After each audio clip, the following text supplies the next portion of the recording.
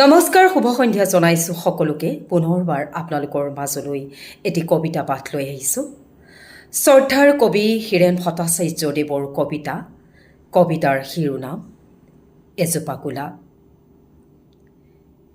এন্ধাৰে এন্ধাৰে এটি জোনাকী উৰি আহি মোৰ বুকুত শুলে।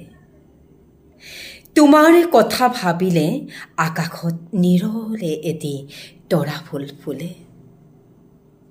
মোৰ বুকুত এজোপা গোলাপ কোনে ৰুলে?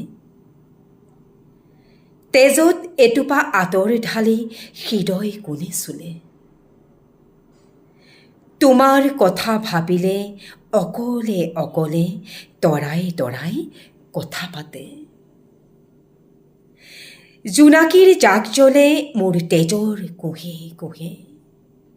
মোৰ বুকুত এজোপা গোলাপ কোনে ৰুলে? ধন্যবাদ।